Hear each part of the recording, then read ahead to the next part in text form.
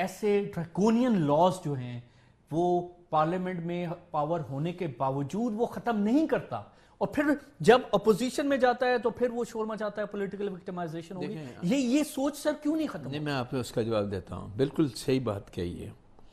آپ political parties کے conduct کو دیکھیں، رائٹ. کنڈکٹ میں ہے اس سے پہلا 5 سال جو سابقہ گورنمنٹ تھی اس کے دور میں اپوزیشن میں پیپل پارٹی بھی تھی، پی ٹی آئی بھی تھی.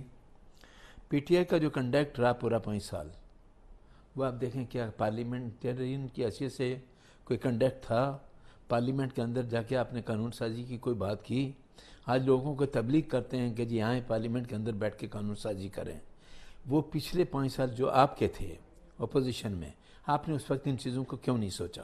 اور ایک چیز جو میں کہنا چاہتا ہوں، جس طرح آپ نے یہ جتنی چیزیں پڑھی ہیں، مجھے افسوس سے یہ بات کہنی پڑتی ہے کہ ہمارے دوست جو فواد صاحب ہیں نا، چودھری صاحب، وہ میرے خیال میں قانون کو پڑھے بغیر جو ان کے دل و دماغ میں آتا ہے وہ ایک بیان دے دیتے ہیں کہ ہم یہ کرنے کے لیے تیار ہیں. وہ دیکھنے کے لیے تیار ہی نہیں کہ اس کے لیے قانون کیا کہتا ہے، آئین کیا کہتا ہے، ہمیں کیا طریقہ کرنا ہے. آپ پولیٹیکل گیم کھیلتے ہیں، ایکسپلائٹ کرتے ہیں. کوئی بھی آپ ایکسپلائٹ کرتے ہیں اور ایکسپلائٹ کر کے اپنا برڈن جو ہے دوسروں پہ ڈالنے کی کوشش کرتے ہیں.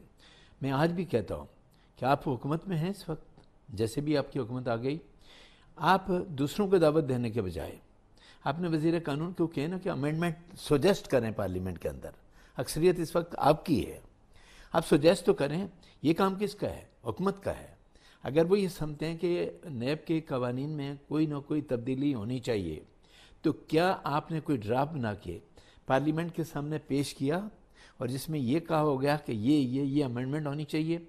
آپ ہی کے پروگرام میں نے یہ بات کہی تھی کہ انیشل برڈن جو ہوتا ہے وہ ہمیشہ پراسیکیوشن پہ ہوتا ہے. بالکل صحیح ہے، آپ جب کہہ رہے ہیں. اور وہ جو ججمنٹ آیا اس میں میرا جو پوائنٹ آف ویو ہے جو ایبسولوٹلی کلیئر ہے. تو سر 90 دن کا جو ریمانڈ ہے، اس کے پیچھے کیا آبجیکٹو تھا قانون بنانے والے کا؟